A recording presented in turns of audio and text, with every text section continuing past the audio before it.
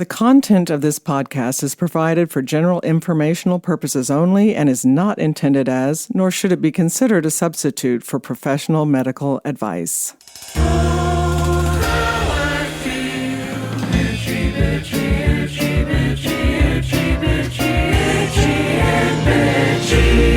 Hello, everyone. This is Karen Nickel, family nurse practitioner, and this is Itchy and Bitchy, a podcast that provides answers to your many unanswered health questions. I want to remind you about my course called the Perimenopause Answer. If you are going through this phase of life called perimenopause, or if you don't know if you're in perimenopause, I would love to have the opportunity to talk to you about the course to see if it's the right fit for you. There is a link on our website, itchyandbitchy.com, and our Facebook page, IMB Podcast, where you can schedule an appointment for a Zoom call with me. This is a Zoom call with me. When you make an appointment, I will be sitting at my desk waiting for you to join the one-on-one Zoom call. This episode was inspired by the 4.5-year-old granddaughter of a very good friend of mine who shared a hilarious story of a conversation the two of them had when her granddaughter was visiting her during the Thanksgiving holiday.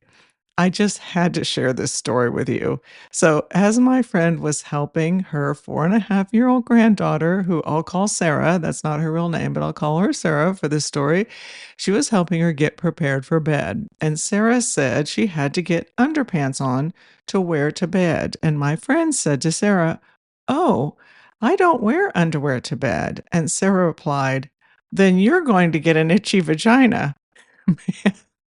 You have got to love kids. That story gave me a great laugh, and it gave my friend a great laugh as well. Then I thought, based on studies, who was right in this situation? Which causes an itchy vagina, wearing undies or not wearing them while sleeping?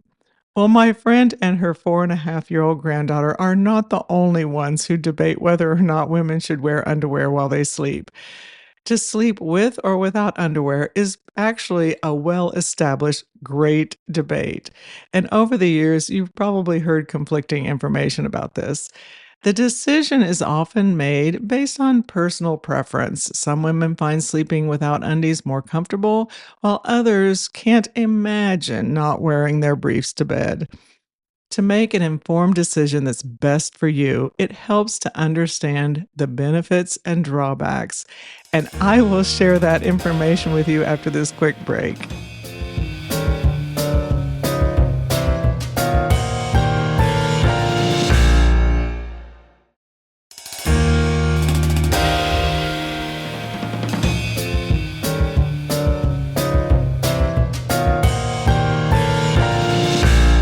Welcome back. Let's first start with the benefits of sleeping without undies. And those benefits include reduced risk of developing yeast infections, reduced vaginal odor and discomfort, reduced skin irritation. It also protects your vulva from injury. The vulva is outside folds, outside the vagina. It protects you from allergic reactions or sensitivities and can promote intimacy with your partner.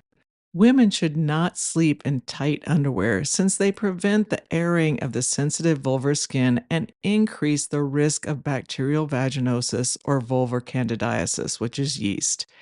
It can also cause a flare-up of skin conditions like eczema, dermatitis, and lichen planus, all causing itching and discharge. There is a hygiene argument for wearing underwear while sleeping. You may not want to hear this bit of information, but the average person passes gas 15 to 20 times a day, and some of that happens while you're sleeping. Yes. And research shows, this is the part you won't want to hear, research shows that a very small amount of stool comes out when you pass gas.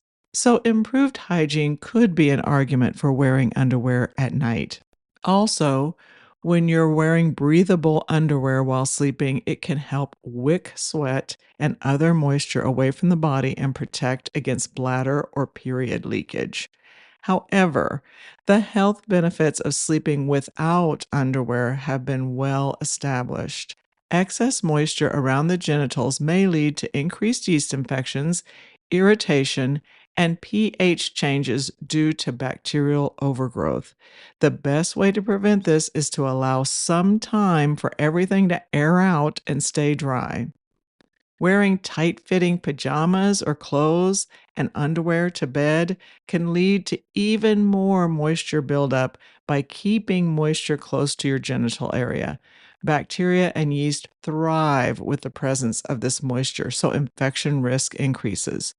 If you are prone to yeast infections, or vaginal irritation, going commando at bedtime can be a very healthy choice.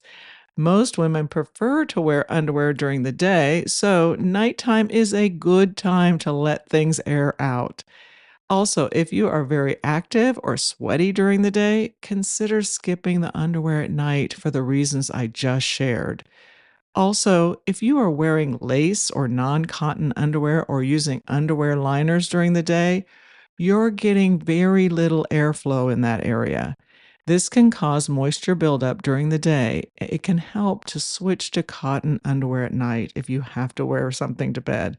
But the better choice is to sleep without underwear and to wear loose fitting or no pajamas. There are some OBGYNs that say that, in general, a woman's bottom and genital region don't need to be totally in the buff while she sleeps. These GYN specialists state that most women can sleep with their underwear on and not risk encountering any health problems. However, even the specialists who believe that wearing underwear to bed is A-OK say that for those women who experience chronic vulvitis, which is inflammation of the folds of the skin outside the vagina, or chronic vaginitis, which is inflammation of the vagina, could benefit from not wearing underwear to give that area some air. Women who experience these problems are more prone to itchiness and irritation, so they are better off without undies while they sleep. If you aren't happy unless your private bits are covered, there are ways to safely sleep in your underwear. Wearing tight fitting underwear or synthetic fabrics for bedtime attire can trap heat and moisture, creating an ideal environment for bacteria and yeast. Avoid undies made of nylon or spandex and stay away from sleeping in thongs and G strings. Instead, choose breathable, loose fitting cotton underwear to keep things airy and comfortable. They may look like granny pants, but your vagina and vulva will thank you for sporting the look. Since this is an underwear debate, I'll take the opportunity to remind you that August 5th, 2025 is National Underwear Day. Yes, there is a National Underwear Day.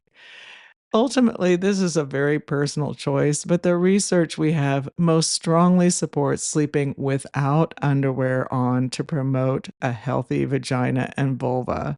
I'm sorry, but Sarah, your grandmother wins this argument, I think. It's hard to believe, but this is our last episode for the 2024 season.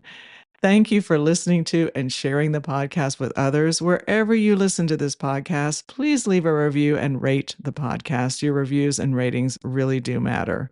I encourage you to visit our Facebook page, IMB Podcast, where you can give us a like and leave comments or questions for me.